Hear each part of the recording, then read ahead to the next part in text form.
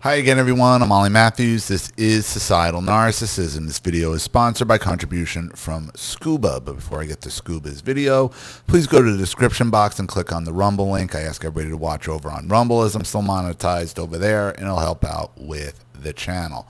On to Scuba's story. Hi, Ollie. It's been a long time.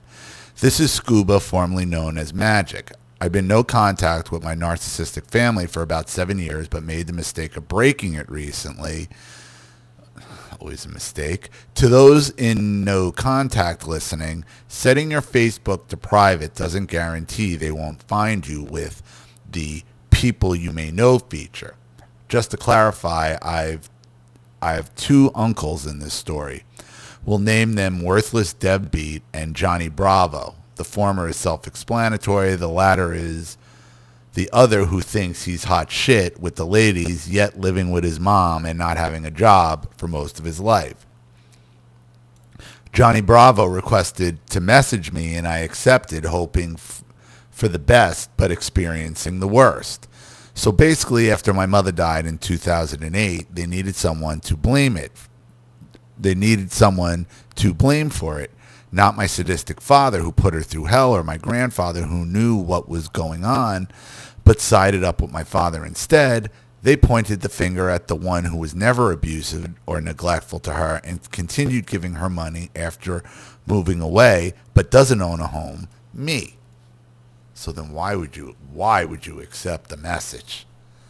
Morbid curiosity, I guess. Don't let morbid curiosity ever lead you to break no contact. Especially with a flying monkey. A guy you've already labeled as Johnny Bravo who's living with his mom thinking he's hot shit. Why even accept a message from something like that? Because sometimes you just want to know, but it's never worth it. Every invite to a family gathering all have one thing in common, I noticed. My alcoholic grandfather showing up to it. I left them in 2018, and a few years later, they realized I really wasn't coming back this time. So Worthless Deadbeat became the scapegoat and never left his father, my grandfather's house. A few years roll by and karma catches up with him for sneaking off to Thailand by himself with taxpayer money and never getting a job, and he died of motor neuron disease. At this point, my family needed a new scapegoat. Okay, he's dead. Scuba's not coming back, and we don't even know where he works or who he celebrates Christmas and birthdays with. So who now? Ah, yes, his younger sibling without a job or a social life, and the one who stabbed him in the back and sided up with us for inheritance. Something for nothing. We'll call him that because he expects free things without doing anything. So as soon as something for nothing becomes crowned the new toilet of the family, he immediately begins whining, I don't like this, get Scuba back, which is what led to my uncle contacting me. I knew immediately what was happening after listening to your story about Precious. In fact, I was expecting this. If they have no scapegoat, they will create one, even if they were formerly the golden child. And for those who don't know, Precious is my brother. And that'll be another video I'll be re-reviewing the whole thing after No Contact with the Narcissist. Actually, that might be a good video to re-review after this, after No Contact with the Narcissist, because this really will follow up. It will be a good follow-up. Needless to say, Johnny Bravo attempted to offer me $1,200 of inheritance, stating one of the other houses were sold. I refused to take it and told them to keep it, since handing over my bank details to people who'd buy me cheap bottles of shampoo as a Christmas gift is against common sense, as long as the two alcoholics who own the houses and wills are still alive and giving them orders. What sickens and disappoints me is they're willing to take orders rather than doing the right thing. Ollie, I'm wondering a few things. I'm leaning towards no on the first one. Fighting for inheritance, probably not worth it, but boy, it would be funny to win a chunk of it from my two brothers in court. I know I'm out of the will, but in Ireland you can legally challenge wills if the parent was abusive or neglectful. Yeah, I get that. I really do. But what are you fighting over here? Like Johnny Bravo's offering you 1,200 pound, like pounds, dollars, whatever that is, and between our currencies. What are you fighting over? Let them fight each other. Because here's the thing. If they're trying to make you the scapegoat now, if they're looking for a new scapegoat, a new black sheep now because you've gotten no contact, what the fuck do you think's going to happen over an inheritance? Oh, no, no, no, no. Stay far out of it because, like I said, first of all, it doesn't seem like there's very much to fight over. And even if there was, all they're looking for is to put back their original target. They need when all this shit goes down over this will with the rest of the family, they're going to need another black sheep to blame and blame it all on, and that's supposed to be you. No, no, no, no. Like, yeah, it'd be great to beat your brothers in court, but even if you did, what are you getting out of it? And how long is it going to take to even get to that point in the first place? Let them fight over it because it's probably just scraps anyway at this point.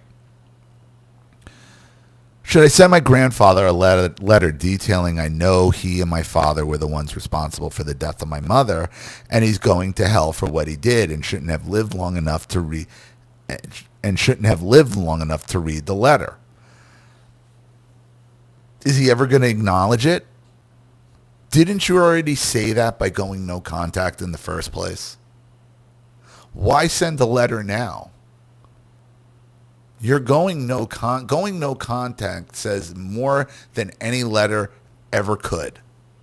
Saying I want nothing to do with your inheritance or any of it says all of that.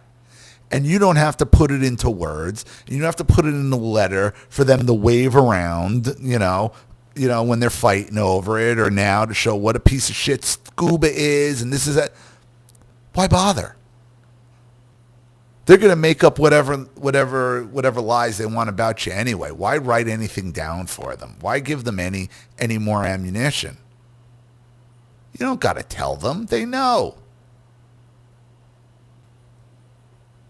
Going no contact says more than any letter ever would. And it also just lets them fester because you don't say it outwardly. They can't gaslight you over it. They almost prefer the letter because then at least it's out there. You said it. Now they can gaslight you. Now they know they have to gaslight you.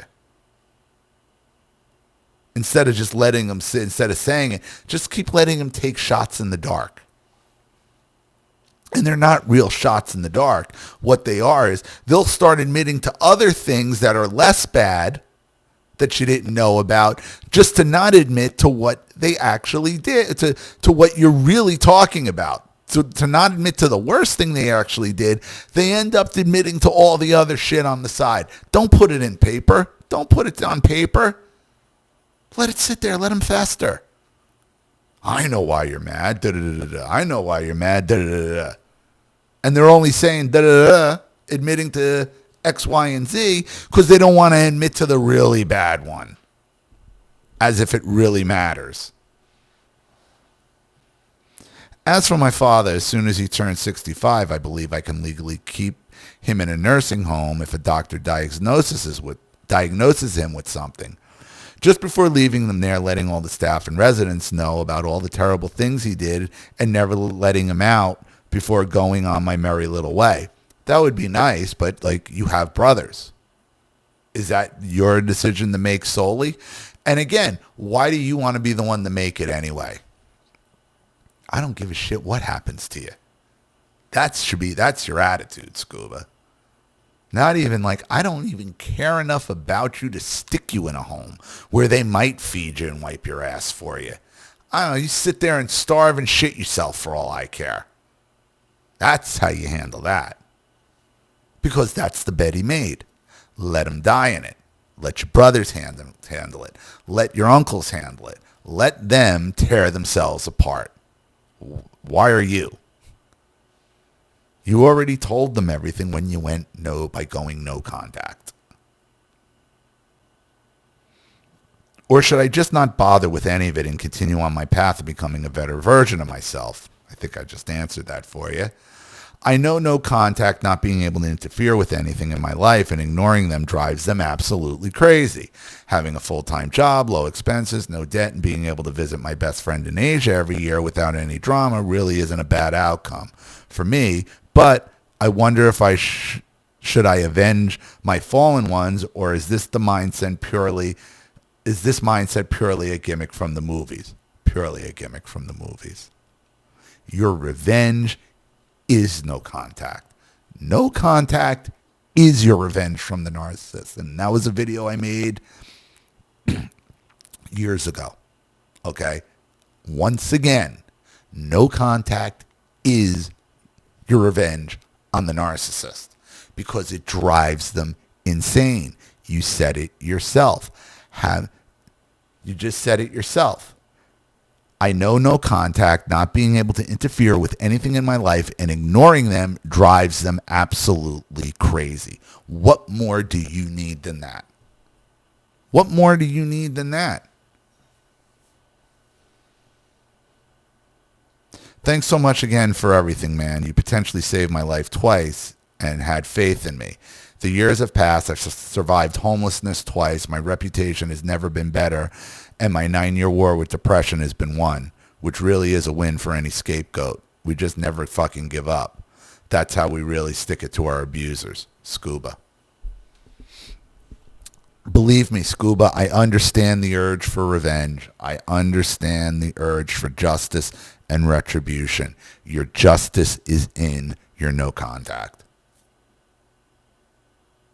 No contact is your revenge on the narcissist. You said it yourself. It's driving them crazy. Hopefully it's a long drive. The longer the drive, the better. This is your justice. Enjoy it. So, I hope that helps. Thank you so much for another contribution and story, Scuba. I'm glad things are going better for you. I really appreciate it. Thank you to everybody watching. Please leave any opinions or advice in the comment section below. And again, if you want your story read on the channel, you have a topic you'd like me to cover, something you'd like to expose, you'd like to set up a Skype, a phone call, have a private video made, you'd like to sponsor a video like this for someone who needs help and can't afford it, or just make a contribution to the channel in general to keep it supported, growing, and successful, because this channel survives 100% on contributions from all of you. Without you guys, all this goes away. So if you like what you see here and you want to see more videos like this, you know what to do with either the Cash App, Zelle, PayPal, and email links in the description box below. Also, please like and share this video wherever you can. Subscribe to my channel if you haven't. And be sure to click the subscription bell to be notified of all my video uploads. Also, be sure to subscribe to both my channels on Rumble. If you haven't watched over there, please do. Even a click helps. Follow me on X and Telegram as well. I'm Ollie Matthews. This has been Societal Narcissism. Take care, everyone.